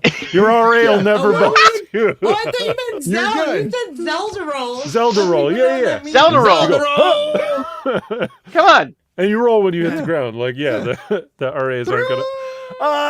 Get a few hearts. What do you think about Daredevil, Mike? You think this sounds like a good villain? Okay, so number one, the villain sounds great. I think we're running so long, but I think we're having a lot of fun. Very long. I'm having a We're lot so of fun. long. I'm sorry we're running so long. No, It's all right. Wrap It's it up, okay. gotta go. So wrap it up. Wrap that shit up. So, what we saw, like, in obviously the cinematography and the choreography of Daredevil, the TV show, was great. We all loved it. Mr. Cox did an amazing job. Give the Cox his some idea fucking is so applause. The good. yellow suit, whatever. Okay. And Jessica Jones. Who was the bad guy who was David Tennant in the first season of Purple Man. Purple Man. Kill something. What was it? I don't Sean, know. come with the knowledge. Anyway, he was I'm another. super into Muse. He was another Daredevil world horrifying psychopath. So I think we're ready for more horrifying psychopaths. I saw, and I wasn't aware of this Muse character at all, but when I looked up some of the comic book styles, Sean, we talked about this briefly. I was thinking it was like late 90s style. What it reminds me of is Mike Dringenberg, who was illustrating those first handful of issues of Sandman. Mike So loves it's got the that mics. kind of drippy, creepy comic style. And you may remember if you watched the Sandman show that they came out with recently, they had more of that serial killer pursuing it as an artistic endeavor. Like that made a massive part of the first season of that. So I don't know, maybe they feel like that that has been broached within the main culture, so it's not quite as transgressive as it could have been otherwise. I'm happy to see it. It seems super interesting. Like this does seem like a crazy character. It looks great. Like it's not super fresh in the comics world, but in the TV world, especially like with massive It's eye perfect. penis like this, like massive eye penis. Massive eye penis, right? I'm pitching something really quickly. I think that they should play Muse songs when Muse is on screen. Let's do it. Like maybe like Whip out Liberation Guitar Hero, or like play. Ghost or like there's a lot of eye penis for Muse that has like some really good like Euphoria maybe or like don't they have a song called We Are Getting Fucked? I feel like that might be a good one. Liberation, probably a good one. Did I say that already? And I think there's one that's called like Kill or Be Killed or like Kill something to that It's effect. gonna I feel like happen. if we It's do- gotta happen. if we If do they a do it, lot it of will for Muse sure happen. music and then like use it for the Muse character, I think that would be a very punny eye penis thing to do. Fucking punny. But Sabrina, I never use eye penis correctly, but I want to. but You're Sabrina, doing great. The whole, You're doing great. The whole Keep trying. phrase, the whole phrase of "kill or be killed" leads me to our featured story of the Bum, bum, night. bum. Let's get it. Yes, Sean. And you may ask yourself, what do I mean by kill or be killed? I want to talk about Musk and Zuckerberg. That's what I want to talk about because I've been going on the internet for a long time and it amplified, it built up, it's become a bigger thing recently. So we got to talk about it finally on the show. But apparently, for a long time, this has been going on. And Elon Musk was challenging Mark Zuckerberg. Let's have a fight, motherfucker. That's what he said. Let's have a fight. Battle the billionaires. It's been going on for a long time. But now it's apparently off? Or is it? That's the question we're talking about today. Because Mark Zuckerberg said, hey, it's time to move on. Because apparently he's been training. He's been actually messaging Musk directly and being like, hey, when we going to do this, I can have actually the whole match agreed upon and streamed through a whole different thing through Dana White. Dana White can come in here and he can do the whole charity thing. We can figure the whole thing out. I got it all figured out. And Musk's like, cage fight at the Coliseum. Let's do it now. And he's like, well, let's figure this out. Which I can see the two of them doing. Let's figure this out. We'll have a whole thing, and I'll have all this Sounds like strategy. you're doing like a South Park episode right now. right. I'll have the whole thing figured out. It's fine. Cage fight. And Zuckerberg's like, hey man, calm down. And then eventually Zuckerberg's like, hey, I don't think this is realistic. Like, I think we can all agree upon that Elon isn't serious and it's time to move on. I offered a real deal. Dana White, who, offered to make a legit competition for charity, but Elon won't confirm a date, then says he needs surgery and now he needs to do a practice run in my backyard instead, so we're not doing it. And if Elon gets serious about a real date and an official event, he knows how to reach me. Otherwise, time to move on. I'm going to focus on competing with people who take the sport seriously, which I'm like, fucking Zuckerberg's taking MMA fucking seriously, but whatever. Really? But Elon's like, I'm gonna come to your house. But he's also pitching his fucking car. I'm programming my car to your house, and it's gonna drive me automatically to your house. I'm not gonna drive, no hands on the wheel. Drive me straight there. I'll get to your front door. I'll ring the doorbell. We're gonna fight in your backyard. And he's like, dude, calm the fuck down. We're not doing that. So, and then he's calling him chicken. And he's fucking getting into his face about the whole thing. And this has been going on for a long time. And I think really Elon Musk is just trying to cause some buzz for X, Twitter, or, his own stuff. And of course, it was good for both events for Meta, Facebook, where they're both fucking doing the same shit, changing their brands and trying to be something different than it is. But these two fighting, I don't see it really happening ever. I laughed when I heard about it before. I didn't think it was a big deal, but then I see more and more coming up. So let's do the tail of the tape for a second, because I think that if they were to fight for a second, we got to break down what these two fools would actually be. So here we go. Let's do the tail of the tape. So if we're going to have Elon Musk versus Zuckerberg, what would we have going here? Well, Zuckerberg's 39, Musk is 51, he's 5'7", Musk is 6'1", American, South Africa, whatever. 100.9 pounds, which is fucking dumb to me. Is he really 100 pounds? I don't know if I believe that. No. There's no way he's 100 pounds. There's no fucking way he's 100 pounds. No fucking way. Hold on, Brad. No fucking way. 150, I've No seen, fucking way. I think my facts are wrong there. He's my facts are wrong pretty there. shredded. I mean, Shredded? Also, Zuckerberg's done did you see what he Brazilian released today? Jiu-Jitsu, and Elon Musk has done karate taekwondo. And they had, if you want to see their tweets before I go on to our panel here, here's this whole thing about we need to move on. It's legit. And someone wants to do something legit, and he calls Zuck his chicken. And, I have the whole thing. They're back and forth here. Stupid. It's like Back to the Future too, right? It's like Marty McFly versus Flea from Red Hot Chili Peppers. Don't call me chicken. Being chicken. Yeah, Mike, let's go to you first then. Mike, what do you think about this? Do you think that he's just being chicken, or do you think this is all bullshit? I was really pleased I came up with a Back to the Future 2 reference, because anytime I can bring Marty McFly into a situation, it just tickles me to no end. So when my wife and I, and this is related, I swear, when my wife and I went to see the Barbie movie, we were like, oh, this is great. It has a lot of feminist perspective. It makes a lot of great points. And my wife was like, oh yeah, maybe there's a little bit of hyperbole, like in terms of how it expresses the patriarchy. Fair enough, but maybe so. And then we wake up the next day and we see top billionaires of the world commit each other in death battle, fists to each other's faces, and it's like, oh my god, like we live in a dystopia. We live in a weirder dystopia than we ever would have possibly imagined.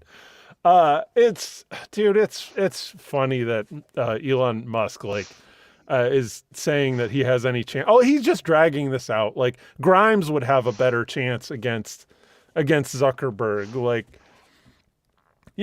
He's old and he's doughy. Like, okay, so he's got the weight advantage. That's serious. He's got the height advantage. That's serious. But both of them, they're just playing it to keep. Nobody gives any care about Twitter, about X. I don't know what the game is, but also at this point, I am purely convinced that the billionaires also do not have a play. They do not have a real game that they're playing.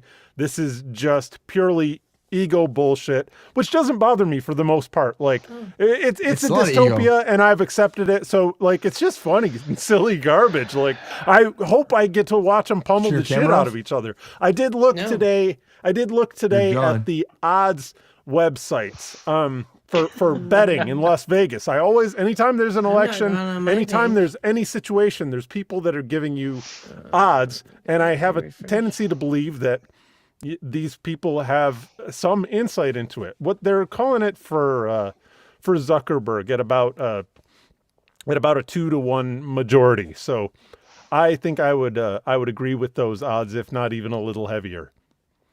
I feel like that's maybe why he's postponing it. He's also like, come to your octagon. We'll have a fight in your backyard, and then we'll do it. We'll live cast on X and on Meta again. I don't know why we're fucking changing these names, but apparently that's a thing. Sean, what do you think? Do you agree with Mike? Do you think this is just like Musk being a little chicken, and he's fucking just trying to draw it out for attention? Oh, sorry. My wife would like me to stop yelling about penis. I just want to. He said no. I just want to make a really impassioned plea to the AMPTP to please settle and give the writers and actors anything they need so that we can avoid talking about two idiots that are not in any way ready or capable of a entertaining fight. Great answer. Right. To be fighting at this point. I don't give a care. I don't give a fuck about Zuckerberg beating the shit out of Musk, which is obviously going to happen. But for the love of God, please, AMPTP, just fucking find some shred of humanity and decency so that we don't have to talk about this bullshit. I know. This is where the world we're in right now, though, Sean. I hate this world. Hate this world. It fucking sucks.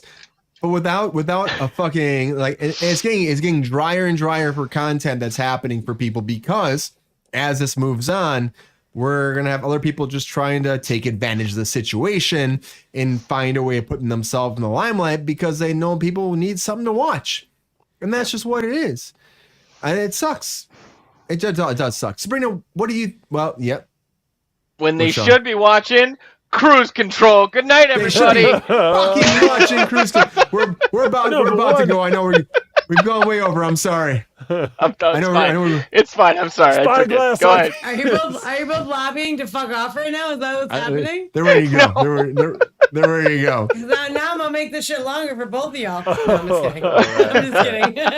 Sabrina, give your hot take before we go from here I tonight. don't really have a hot take. It's just two fucking little bitches being fucking little bitches. Honestly, how dare you? You're like, you're two dudes, by the way, and your penises are very small. Penis measuring contest. Get Steve Jobs in there. You both have micro penises, clearly. And you're gonna sit here and act like little baby bitches and fucking try to publicize on different social media things like who's more of a chicken. Guess what? Musk, I read the receipts. You a chicken. Okay? Zuckerberg, not a fan. However, you look like you're ready to go. So I don't really know what to say. I don't like either of you. Zuckerberg, you stole from all your friends to be rich. Musk, you're super smart and shit, but you're just an idiot. So let me clarify that. You're super smart, like in so far as technical things are, but as a human being, not so much.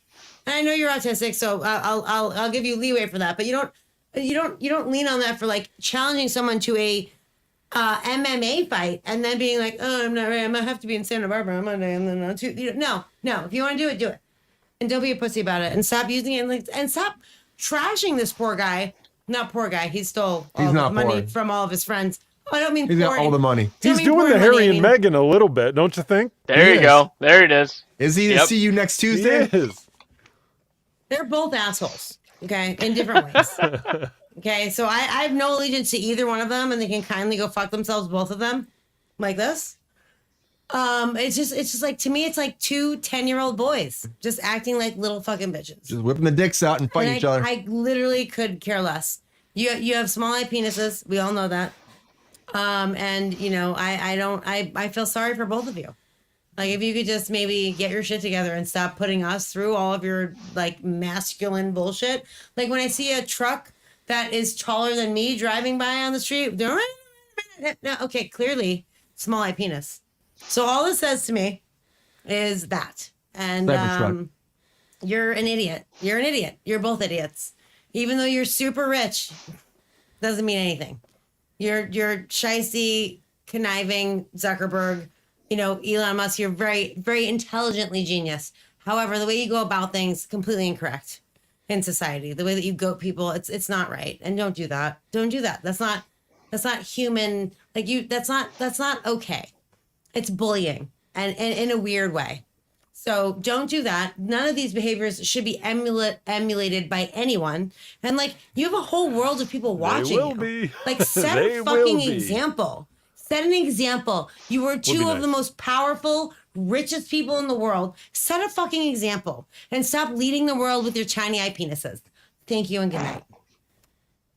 And overall, like Sabrina said, stop billionaire bullying, because at the end of the day, it doesn't help anybody.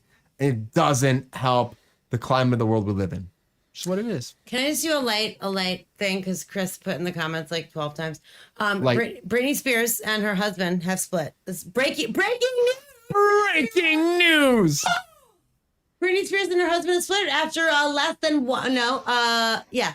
they married June of last year. What years? Just over 1 year Not of so marriage. breaking. Just Like went over Kevin 1 year. Federline? No, Kevin Federline. Keith Couples out, They've baby. been split. Kevin They've been Sorbo. split for Kevin a Sorbo this long time, time. right? No, also okay. a no. They had a religious Also show a that no. came out. Didn't work out too well. Also a hard no. GR wants to know how I know they have tiny eye penises. It's a hunch, and it's probably correct. Just FYI. So it's a hunch. It's called So Britney Spears and her husband I have one thing to say about it. That poor woman has gone through a fucking life, and she had to fucking fight for her own independence and her own freedom for her fucking family. And this guy was like all on her side. They've been dating since 2017. All of a sudden, they get married as soon as the conservatorship was dissolved.